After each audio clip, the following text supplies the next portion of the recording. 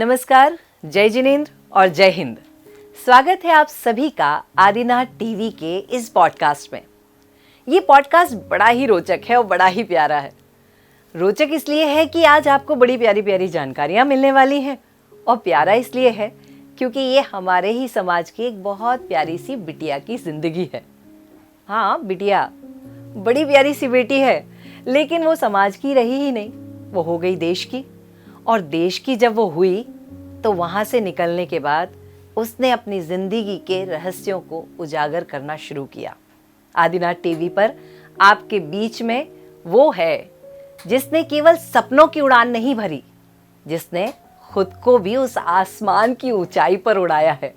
वो ऐसे उड़ी कि आसमान की ऊंचाई पर रहते हुए अपने देश के हर कण कण को देखती रही कि कहीं से कोई घुस तो नहीं रहा, देखती रही कहीं से किसी ने बंदूक तो नहीं तानी, और देखती रही कि इस देश की सुरक्षा में कहीं पर भी कोई भी अवधान ना आए। एक बेटी जिसने अपना पूरा जीवन समर्पित कर दिया अपने राष्ट्र के लिए, लेकिन पीछे से धीरे से हाथ थामे रखा अपने धर्म का। एक बेटी जिसने बताया कि मैं अहिंसक हूं, लेकिन कायर नहीं। एक बेटी जिसने अपनी क्षत्रिय होने की बात को पूरी तरह से बताया। अब उस बेटी से मिलने का समय आ गया है, और वो बेटी कोई और नहीं, अपने ही समाज की बड़ी प्यारी सी बिटिया है। नाम है नुपुर जैन। सिर्फ नुपुर जैन नहीं, नाम है स्क्वाड्रन लीडर नुपुर जैन। तो इनका स्वागत हम ऐसे नहीं करेंगे। पॉडकास्ट की इतिहास में ऐसा कभी होता नहीं, आज होगा। जोरदार तालियों के साथ स्वागत है स्क्वाड्रन लीडर नुपुर जैन जी का। जय जिनेंद्र, नमस्ते। जय हिंद, जय जिनेंद्र, नमस्ते। मुझे पता था ये जय हिंद आपकी तरफ से आएगा, इसलिए मैंने कहा नहीं। मेरे इसलिए प्रायोरिटी सेट है। पहले देश है तो हम हैं, हम हैं तो समाज है, और समाज है तो हम सब हैं यहाँ पे इसकी रक्षा करने के लिए, देश की रक्षा करने के लिए। बहुत बड़ी बात कही है नुपुर जी। हम हैं तो समाज है, लेकिन हम तब हैं जब देश है। राष्ट्र प्रथम। राष्ट्र तो सबसे पहले है। और कहते हैं ना कि मैं तो लकी हूँ कि मैं जैन समाज में पैदा हुई हूँ, जैन कुल में पैदा हुई हूँ। और उसके पहले भी मैं इसलिए लकी हूँ कि मैं ना भारत में पैदा हुई हूँ, क्योंकि ये मेरे पैदा होने से पहले ही भारत को सोने की चिड़िया बोला गया था। तो सोने की चिड़िया, और उसमें जैन धर्म, और उसमें मुझे तो लकी होना ही था। बिल्कुल सही बात है। बिल्कुल। आपने सोने की चिड़िया कहा इस देश को, तो सोने की चिड़िया इसलिए था क्योंकि भारत के अधिकतर राजा जैन थे। 24 के 24 तीर्थंकर जैन है। यही लिंक था। और देश को जब जरूरत पड़ी, आवश्यकता पड़ी, तब सबसे ज्यादा धन, तन, मन सब कुछ लुटाने वाले जैन ही थे। तो इस समाज में आप पैदा हुई, जन्म लिया, इस बात का हमें गर्व है। और मुझे लगता है कि आज जब इस पॉडकास्ट को पूरा भारत देख रहा है तो वो हम सब पर भी गर्व कर रहा होगा। इस गर्व के नाते एक गर्वीली स्त्री जो मेरे सामने बैठी है, उस गर्वीली स्त्री से मेरे मन में कुछ छोटे छोटे बड़े प्यारे से प्रश्न हैं। पहला प्रश्न तो ये है कि ये जो नुपुर है ना, छोटी वाली, जिसके पैर में पायल छन छन छन छन बज रही है, और ये जो छोटी वाली नुपुर है, ये कितनी बदमाशियां कर रही है? मैं बचपन से ही मतलब हर वो काम करना चाहती थी जो मुझे मना किया गया था। अच्छा। और स्पेशली वो काम सबसे ज्यादा करना चाहती थी जो इसलिए मना किया था कि लड़कियां नहीं कर सकती हैं। चाहे वो कोई भी चीज हो, साइकिल चलाना हो, स्कूटी चलाना हो, बाइक चलाना हो, गाड़ी चलाना हो, मैं सब काम करती थी, छुप छुप के करती थी, बट वो करती जरूर थी। अच्छा। तो मैं इस लेवल की शैतानी वाला मेरा दिमाग हमेशा से ही था, है और रहेगा। इसको कोई नहीं तोड़ सकता, ये नहीं टूटने वाला। ये पता नहीं क्यों है, ये जेनेटिकली भी नहीं है, क्योंकि घर में कोई ऐसा तूफान मेल नहीं है, पर पता नहीं क्यों मेरे अंदर ये शुरू से ही था। और मुझे भी ये समझ नहीं आता है कि मेरे को ऐसा लगता है कि हम इंसान हैं, हम कोई भी काम ऐसा कैसा इंसान, मतलब हम कोई भी काम क्यों नहीं कर सकते हैं? हम एज अ इंसान पैदा हुए हैं, हम हर काम कर सकते हैं, फिजिकली भी, मेंटली भी, दिमाग लगा के भी, कुछ भी जुगाड़ हम फिट कर सकते हैं। तो ये सोच सोच के मैं आगे बढ़ी हूँ मेरी लाइफ में, और मैंने बहुत कुछ किया है, बहुत कुछ सीखा भी है, बहुत गिरी भी हूँ, और जितनी नीचे गिरी हूँ उतनी ऊंची उठी हूँ। जितनी बार गिरी हो उतनी बार और ऊंची उठी हो, है ना। तो ये जो बड़ी प्यारी सी बात आप कह रही हैं कि मैंने जिंदगी में हर वो काम किया है जिसके लिए लोगों ने मना किया है, यानी आपने अपने आप को स्त्री पुरुष के भेद से परे रख के मनुष्य बनाया। मेरे लिए इम्पोर्टेंट था, हाँ। क्योंकि हम 2 बहनें थी, हाँ। हमारा कोई भाई नहीं था। वेयर एज जो पापा के ब्रदर सिस्टर्स हैं, मम्मी के ब्रदर सिस्टर्स हैं, उनके सबके बेटे हैं। हाँ। तो थोड़ा सा फैमिली की तरफ से एक अलग चीज़ थी। थोड़ा सा मम्मी को मैं देखती थी, कोई रिलेटिव या कोई पड़ोसी या कुछ कोई बोल देता था, पापा को भी बोलता था। तो और मैं उस टाइम टीन एज में आ चुकी थी, तब बड़ा तो ज्वार पे रहता मेरे है। को लगता था, और मुझे भी लाइफ में कहीं कभी प्रॉब्लम होती थी तो, या मैं कभी मम्मी के पास, दादी के पास, बुआ, चाची, किसी के पास भी जाती थी, तो कोई भी प्रॉब्लम लेके, छोटी से छोटी, जाते ही हैं हम लोग तो एज अ बच्चे, तो वो कहते थे तुम लड़की हो, ये सब नहीं तुम्हारे को करना है, क्यों जाना है, क्यों करना है, नहीं करना है। बट मुझे ऐसा लगता था कि मैं लड़की हूं तो मैं ये क्यों नहीं कर सकती हूँ। अगर मेरी मम्मी को सिर में दर्द हो रहा है और रात को सिर में दर्द हुआ है, तो मैं जाके केमिस्ट के पास रात को दवाई लेके क्यों नहीं आ सकती हूँ। मेरा ये छोटे छोटे क्वेश्चंस मुझे ना तंग करते रहते थे कि लड़की ही क्यों, ऐसा क्या। धीरे धीरे समझ आई कि उनकी प्रोटेक्शन एक अलग चीज थी, और उनका रोकना और मुझे एक अच्छी बहू बनाना उनका एम था। उनका एम था मस्त तड़के डाल के दाल और सब्जी बनाने वाली लड़की, एकदम गोल कटोरा टाइप, वो बड़ा सा ऐसे वो रोटियां बनाने वाली लड़की। घर वालों का एम मेरे पैदा होने के बाद मुझे बहू बनाना हो गया था। वो हर घर की बात, वो हर घर की बात है, और आजकल चाहे लोग कितना ही बोलते हैं, बट बोलने से नहीं होता है, पीछे दिमाग में यही चल रहा होता है। आज आप देखेंगे समाज में या कहीं पर भी, मैं जैन समाज की बात ही नहीं कर रही हूँ, बाकी पूरे भारत की अगर मैं बात कर रही हूँ, तो जो लड़कियों की माँ है वो यही देखती रहती है। हमने अपनी बेटी को पूरी फ्रीडम दी हुई है, वो जॉब कर सकती है, ये कर सकती है, बट कहीं पर भी वो किसी भी गैदरिंग में जाती है ना, तो बैक ऑफ द माइंड वो लड़कों को ताड़ती रहती है कि कौन सा लड़का मेरी लड़की के लिए फिट हो जाएगा। तो वो दिमाग से एक बैरियर क्रॉस नहीं कर पा रहे हैं।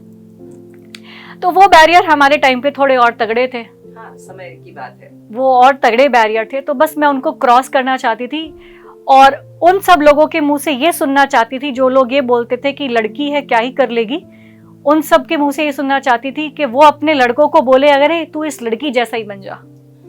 मैं उन सब के मुंह से वो सुनना चाहती थी, इसलिए मैं सारे वो काम करती थी जो एक इंसान को करने हैं, लड़की या लड़के को नहीं करने हैं, बचपन से ही। तो आपने एक बहुत बड़ा उदाहरण रख दिया है लड़कों के सामने भी और सबके सामने। देखो, हमारे कैमरा दादा भी सोच रहे हैं कि वो अपने लड़के को भी कहेंगे कि इस लड़की जैसा तुझे बनना पड़ेगा। तो ये एक बड़ा उदाहरण आपने उन सब के लिए रख दिया है, और इतना बड़ा उदाहरण जब पेश किया है, बनाया है, तो ये जो छोटी सी नुपुर है वो मानसिक रूप से तो लड़ ही रही होगी, कहीं ना कहीं शारीरिक रूप से भी लड़ रही थी, पढ़ाई में भी लड़ रही थी, और जहाँ तक मुझे पता है ये जो नुपुर है वो स्कूल में भी अव्वल थी, कॉलेज में भी अव्वल थी।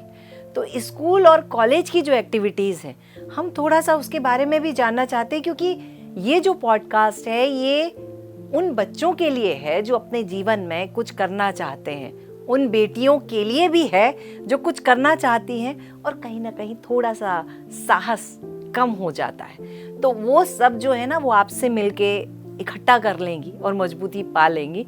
तो वही मैं जानना चाहती हूँ कि स्कूल में क्या करते थे, इतना सब लड़ाई जो चल रही है मानसिक रूप से, उस लड़ाई के साथ अच्छे नंबर लाना कैसे?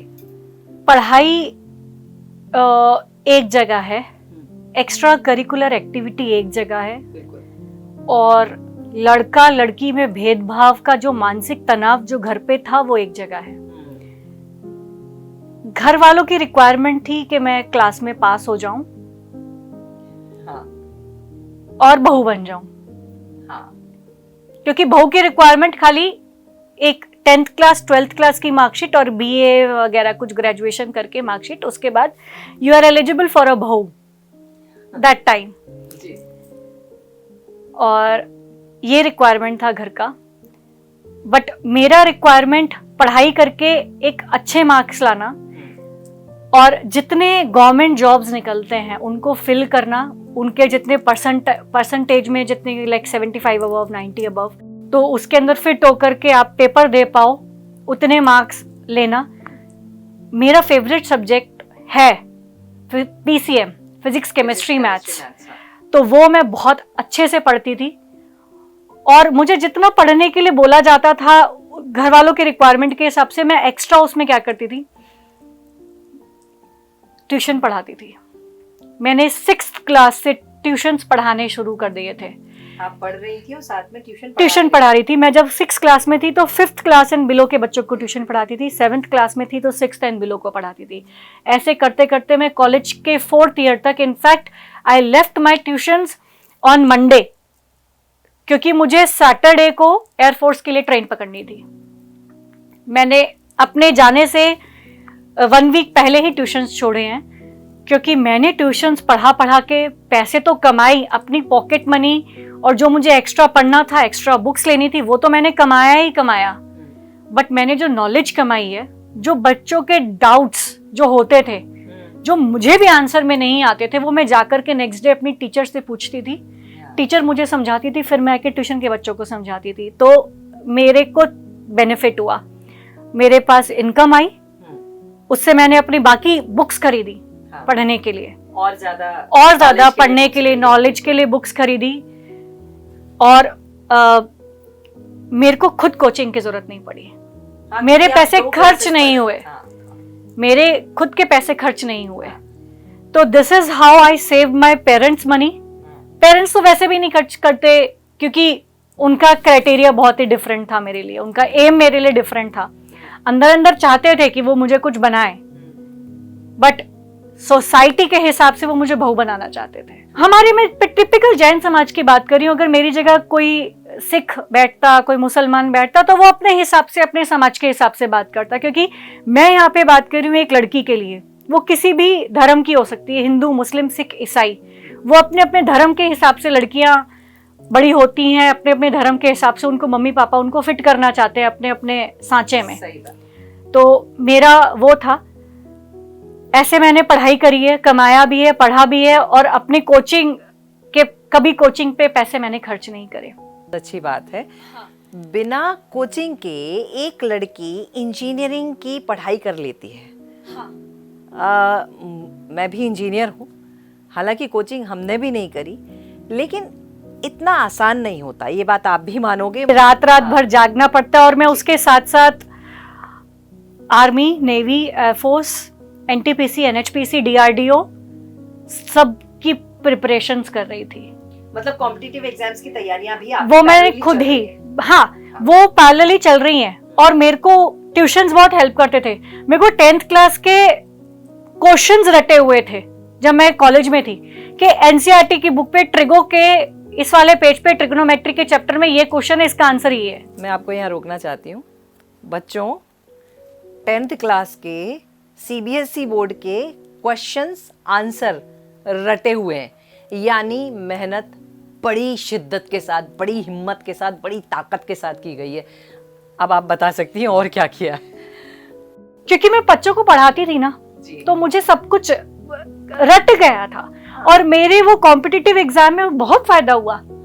कुछ क्वेश्चंस तो मेरे एयरफोर्स के एग्जाम में एज इट इज आए हैं, मैथ्स के क्वेश्चन विद फिगर सेम आए हैं, एंड आई एम एस्टोनिश्ड कि ऐसे कैसे। जिस चीज का मैं 30 सेकेंड्स मुझे दिया जाता है आंसर करने के लिए, I am able to answer in 10 seconds. क्योंकि ऑलरेडी आपको प्रश्न भी पता है, उत्तर भी पता है। प्रश्न भी पता है, उत्तर भी पता है, और मैथ्स का विद डिजिट्स। ऐसा नहीं कि कंसेप्ट लगा के कुछ सॉल्व करना है। सो आई एम टेलिंग, मेरा मेन इस बात को बताने का ये है कि बच्चों को सिर्फ क्लास पास नहीं करनी है, बच्चों को कंसेप्ट समझना है। जीवन पूरा मैथमेटिक्स से भरा हुआ है। ज्योमेट्री पूरी लाइफ के जुगाड़ों से भरी हुई है। ज्योमेट्री में maximum questions prove that left hand side is equal to right hand side होती है, हेंस प्रूव करना होता है। जिंदगी भी कुछ ऐसी ही है।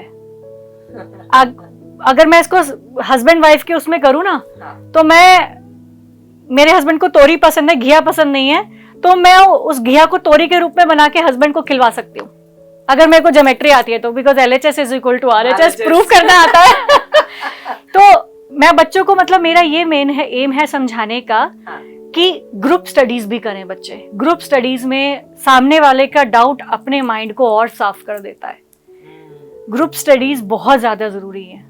सिर्फ वो ग्रुप में बैठ करके इंस्टा चलाना, ये सब चलाना नहीं होता है। बैठे ग्रुप में कंसेप्ट डिस्कस करें, एक दूसरे को समझाएं।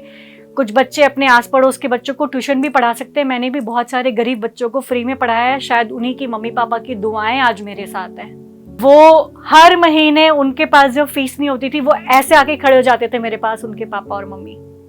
मैं 7th क्लास में, 8th क्लास में कहती हूँ आंटी कोई बात नहीं। आज वो लड़का सुप्रीम कोर्ट में वकील है, एक लड़की गायनो की डॉक्टर है और एक लड़का पेडिट्रिशियन है। मैं 3 ऐसे बच्चे जो मेरे साथ ना फर्स्ट क्लास से लेकर के जुड़े रहे, जिन बच्चों से मैंने उनको फीस नहीं ली, वो बच्चे यहाँ हाँ, बहुत बढ़िया बात। बस उनके एक के पापा किसान थे, एक के पापा दूध की डेयरी चलाते थे, ऐसे बच्चे थे। तो एक के पापा ऑटो चलाते थे, तो वो आज ये बच्चे हैं। क्या बात। तो मतलब उन्होंने, वो अभी तक भी मेरे साथ जुड़े हुए हैं। हालांकि जब मैं एयरफोर्स में थी तो मैंने 11 साल उनसे ताल्लुक रोक के रखा। तो उन्होंने मुझे ये बोला कि मैम अब आप एयरफोर्स में जा रहे हो, अगर आप हमसे नहीं कांटेक्ट में रह सकते, प्लीज कांटेक्ट हमारा अपनी मम्मी के साथ करा के रखो। जब आप वापस आएंगे एयरफोर्स से तो फिर हम आपसे कांटेक्ट में रहेंगे। क्या बात। तो मतलब ठीक है, ये तो मैं एक वो बता रही हूँ क्योंकि मैं उनके मम्मी पापा को और उन बच्चों को नहीं भूल सकती। उनकी बहुत दुआएं हैं मेरे सर पे। मुझे बहुत ऐसा लगता है कि उनकी दुआएं हैं, लगता क्या होंगी। तो क्योंकि जब एक माँ हाथ फैला के आती है ना किसी के सामने अपने बच्चे के लिए, मैं वो चीज समझ सकती हूँ। तो बहुत आशीर्वाद मिलता है। और यही मैं यहाँ पर बाकी बच्चों को भी यही बताना चाहती हूँ कि भाई आप मेहनत से पढ़ो, कंसेप्ट समझ के पढ़ो। लाइफ में वो बहुत काम आते हैं। बहुत एंट्रेंस एग्जाम्स में आपको कंसेप्ट्स काम आते हैं। कुल मिला के मैं कहूंगी कि आपको मेहनत काम आती है। मेहनत करो, मेहनत ही काम आती है और कुछ काम नहीं आता। वो कहते हैं ना कि कौन कहता है कि आसमान में छेद नहीं होता, तबीयत से एक पत्थर उछाल के तो देख। हाँ, सही बात। और वो पत्थर बड़ी तबीयत से उछालना पड़ता है। सुराख तो आराम से, छेद तो आराम से हो सकता है। बिल्कुल, किसी तो हाइट तक जाएगा वो पत्थर। बिल्कुल बिल्कुल। बात मुझे याद आ रही है, मेरे पिताजी हमेशा कहा करते थे कि तुम ना सोचना है ना तो ऐसा सोचो कि मैं उस आसमान में रहूंगी, तो कम से कम किसी खजूर के पेड़ तक तो पहुंच जाओगी। तो सोच आपको इतनी बड़ी रखनी है कि वो सोच आपको कहीं ना कहीं बड़ी अच्छी स्थिति तक पहुंचा देती है। सोच बड़ी रखनी बहुत जरूरी है, बट उस सोच तक का रास्ता भी बनाते रहिए। ये नहीं आपने सोच लिया मैं 10th फ्लोर तक की बिल्डिंग बनाऊंगा। अरे भाई, सीढ़ियां भी बनानी पड़ेंगी, नींव तो डालनी पड़ेगी, नींव डालनी पड़ेगी, उस हिसाब से लिफ्ट बनानी पड़ेगी, इलेक्ट्रिसिटी सप्लाई करनी पड़ेगी, बहुत सारी चीजें करनी पड़ेंगी। तो मैं हर बच्चे को और स्पेशली हर लड़की को ये कहना चाहती हूँ, लड़कियों के लिए लाइफ का जो स्पैन है अपने मायके में बहुत कम रहता है। तो बिल्कुल भी अपना साल बर्बाद ना करें, एम बनाएं और एम पे चलें। लोग खींचेंगे पीछे, लोग तुम्हारा मजाक उड़ाएंगे। जितना तुम्हारा मजाक लोग उड़ाए ना, उतनी जोर से तुम हंसती रहना। लोग तुम्हें तुम्हारी औकात भी दिखाएंगे, तब भी तुम पीछे नहीं हटना और आगे बढ़ते रहना। तो ये चलता है लाइफ में, और ये चीज लड़कियों के साथ थोड़ी ज्यादा है, लड़कों के साथ भी है, लड़कियों के साथ थोड़ी ज्यादा है। तो बट लाइफ में आगे बढ़ते रहो। जब सैड हो जाओ, जब फील करो कि यार ये तो नहीं हो रहा है, just sit back and think कि तुमने कहाँ से शुरू किया था, कहाँ कमी रह गई है, मैं कहाँ पे पीओपी लगा के इसको प्लेन कर सकता हूँ। ठीक है, तो वहां पर पहुंच के दोबारा करना है। और गलत रास्ते बहुत जल्दी अपना लेते हैं टीनेजर्स आजकल के। तो बड़ी बात कह रही हैं, बहुत ही गलत रास्ते का एक तो मतलब जो हम सब समझते ही हैं गलत रास्ते क्या होते हैं। दूसरा पढ़ाई ना करना, नशा, ठीक है, और जो फ्रेंड्स का गंदे फ्रेंड्स का सर्कल है उसको अपना लेना।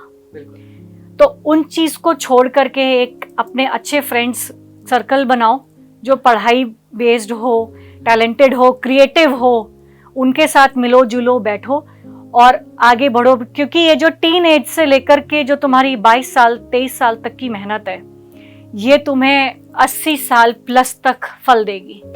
यानी अभी जो मेहनत कर ली वो आपका बुढ़ापा सुधार देगी। बिल्कुल, जवानी भी सुधारेगी। जवानी भी सुधारेगी। आपकी कितनी बिल्कुल सुंदर है। मेरी जवानी तो पूरी देश के नाम हो गई, इसीलिए तो सुंदर। हाँ, इसीलिए भी सुंदर है। देश के लिए बहुत कुछ किया और इंडियन एयरफोर्स ने मुझे बहुत कुछ सिखाया। जितना मैं 21 साल तक नहीं सीख पाई उतना मैं 21 साल के बाद सीखी हूँ। उसी स्क्वाड्रन लीडर नुपुर जैन तक आना चाहती हूँ। तो मेरे मन में एक प्रश्न उठ रहा है कि आपने कहा कि परिवार चाहता था कि आप बहू बन जाए, है ना, लेकिन वही परिवार आपको एयरफोर्स में भेज रहा है।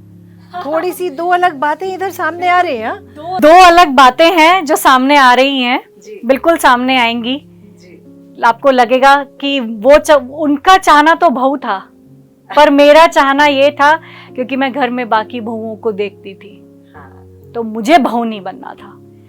उस बहू में मेरी मम्मी भी बहू थी, मेरी दादी भी बहू थी उस घर की, बाकी रिश्तेदार भी बहू, सब बहू थे। तो मैं उनमें जो डिफरेंस रहते थे, जिस तरीके से वो काम करती रहती थी, जिस तरीके से वो सोचती रहती थी, मुझे उनके जैसा उस खंडर में मैं बोलूंगी मुझे नहीं जाना था। तो मैंने क्यों इसलिए नहीं जाना था बिकॉज लड़का और लड़की में फर्क बहुत ज्यादा समझता है हमारा देश, समाज नहीं देश बहुत ज्यादा समझता है। तो मैं उस गैप को भरना चाहती थी। मैं कैसे उस गैप को भरती रहूं, कुछ यहाँ से खींचूं कुछ यहाँ से खींचूं और उस बाउंड्री को खत्म कर दूं। तो मैंने 13 साल की उम्र में एनसीसी का रास्ता चुना। 13 साल की उम्र में बंदूक उठा ली। 13 साल, हाँ। NCC is short form of military. NCC is available, बच्चों के लिए बताना चाहती हूँ, एनसीसी आर्मी नेवी एयरफोर्स तीनों विंग्स में अवेलेबल है।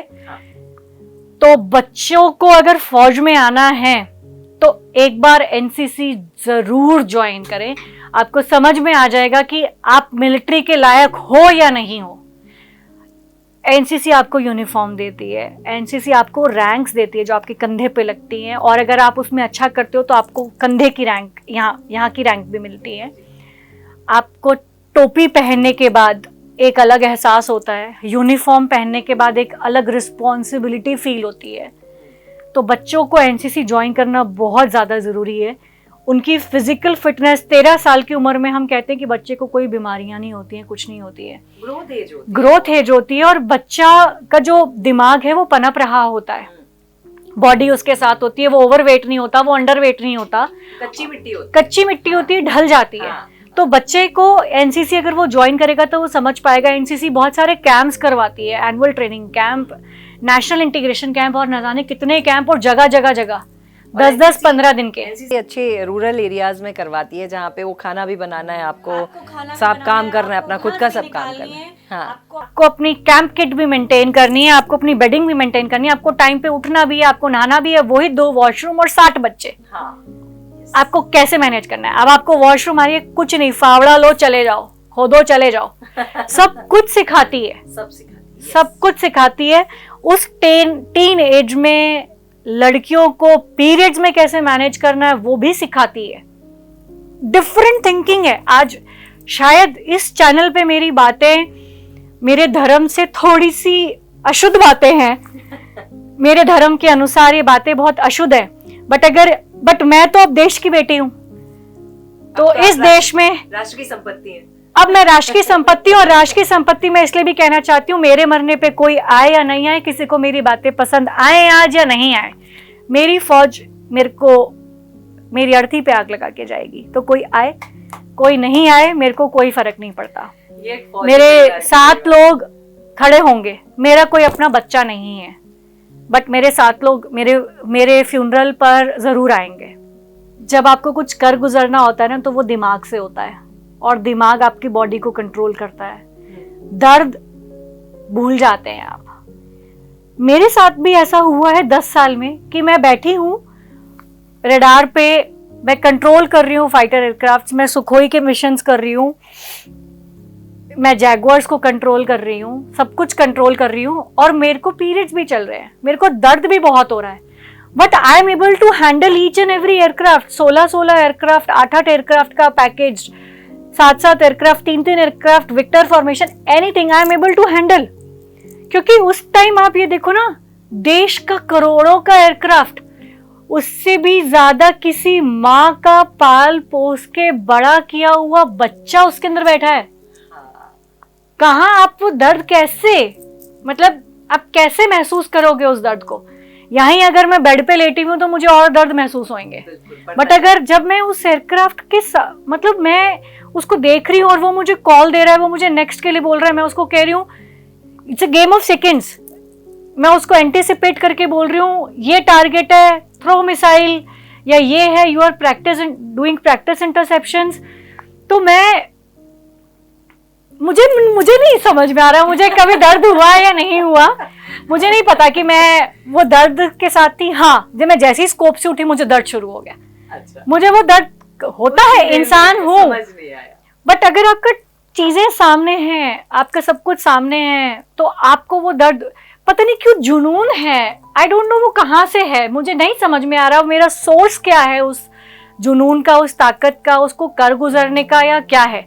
और मुझे फिर भी कभी कुछ समझ में नहीं आता है ना, मुझे नहीं आते जिनवानी के चैप्टर्स, मुझे नहीं आता कोई दूसरा आरती, महावीर भगवान की आरती, पायशनाथ भगवान, मुझे नहीं आती, मैं पढ़ के कर सकती हूँ, मैं सिर्फ नवकार मंत्र पढ़ लेती हूँ, पता नहीं कहाँ से मुझे एनर्जी आती है। और ये कोई अलग चीज नहीं है, मेरे घर में सांप निकले, मैंने सांप पकड़े हैं।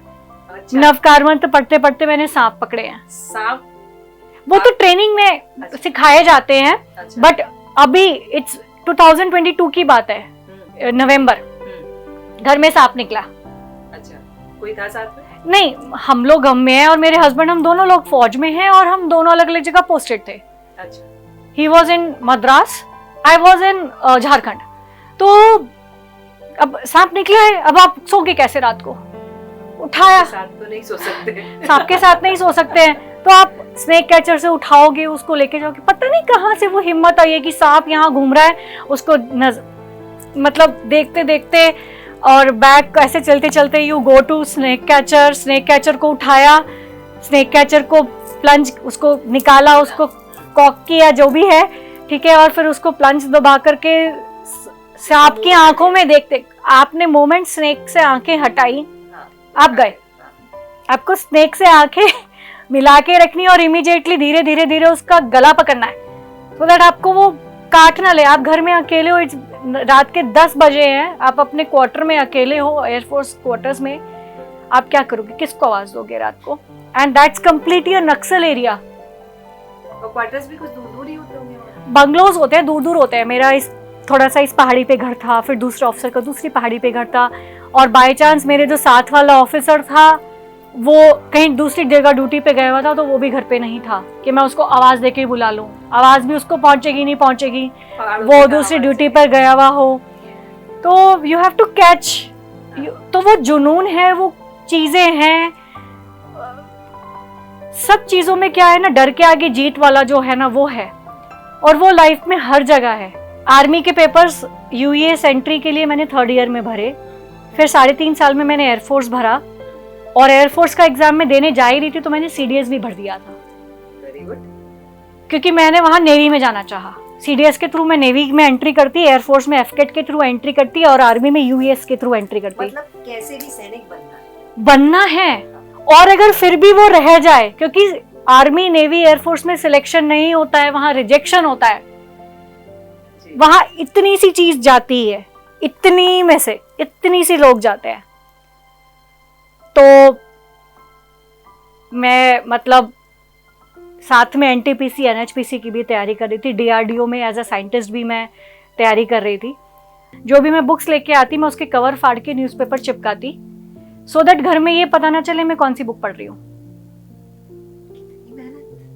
जरूरी थी, क्योंकि मुझे उन लोगों के सामने उन लोगों को जवाब देना था जो मेरे घर में आके पापा को बोलते कि भाई तेरे घर में अर्थी में आग कौन लगाएगा, 2 बेटियां 1 बेटा कर ले। वो पापा को कैसे पता कि अगर मैं तीसरा चांस लूंगा तो बेटा होगा। और मम्मी की तबीयत बहुत खराब, mummy was with sugar, thyroid. तो मैं उन चीजों को समझने लगी थी कहीं ना कहीं उस टाइम पे। पेरेंट्स को भी समझने लगी, पेरेंट्स को समझने लगी थी। और जब कोई आकर के आपको घर में हो, आप ऐसे चाय का कप लेकर के जा रहे हो उस इंसान के लिए, और वो इंसान ऐसे पापा को बोल रहा है कि तेरी अर्थी में आग कौन लगाएगा, कभी सोचा है? तो देन ये छोटी छोटी बातें आपको एनर्जी देती हैं। मुझे तो इन छोटी छोटी बातों ने ना पीछे नहीं खींचा, मुझे तो धक्का मारा है लाइफ में, ताकत दे दी ना, और ताकत दे दी कि इनकी अर्थी में आग लगाने के लिए इनको ये बोला जा रहा है। मेरी मम्मी की हालत कोई नहीं देख रहा, तो मुझे मम्मी जैसा नहीं बनना, मुझे इन लोगों को जवाब देना है। मुझे मम्मी जैसा भी नहीं बनना और मुझे इन लोगों को भी जवाब देना है। जवाब तो बहुत अच्छा दिया। तो मैंने चुप रह करके ही अपनी तैयारियां पूरी करी हैं। घर में पता भी नहीं था कि मैं आर्मी, नेवी और एयरफोर्स के पेपर्स दे रही हूँ। 5 दिन का हमारा SSB का इंटरव्यू रहता है, वहीं पे हमें रहना है, वहीं पे खाना है, वहीं पे सोना है, वहीं पे सब आपको इन्विजिलेट कर रहे हैं। देन आफ्टर दैट 5 दिन का मेडिकल्स होता है, फिर आपकी मेरिट बनती है, फिर आप एयरफोर्स में घुसते हैं, फिर आपकी ट्रेनिंग होती है, फिर से आपका मेडिकल्स होता है। Then you are commissioned by president of India 1 day, और फिर आपको आपके कंधों पे आपको बिप्स पहनाई जाती हैं, रैंक दी जाती है, और प्रेसिडेंट ऑफ इंडिया फाइनली आपको कहते हैं अब आप देश के हो। और मम्मी पापा को उस सेरेमनी में बुलाया जाता है और उनको बोला जाता है ये आपके बच्चे अभी तक पूर्ण रूप से थे, आपके रहेंगे, DNA चेक करेंगे तो आपका ही बच्चा रहेगा, बट अब ये देश का बच्चा है, अब ये हमारे लिए जिएगा, हमारे लिए मरेगा। आज से फ्यूनरल तक की हमारी रिस्पॉन्सिबिलिटी है। ये बात जब आपको एयरफोर्स के ऑफिसर्स आपके पेरेंट्स को बोलते हैं on behalf of president of India, on behalf of रक्षा मंत्री, तो वहां पेरेंट्स के पास अब कुछ ऑप्शन नहीं रहता है। बच्ची ट्रेनिंग कर चुकी होती है, उनके पास ये रहता है हमारा बच्चा है, ले जाओ, अब ये देश की बेटी बना लो, इसको देश का बेटा बना लो, जो आपने बनाना है बना लो, बस कफन में तिरंगे में लपेट के मत भेजना।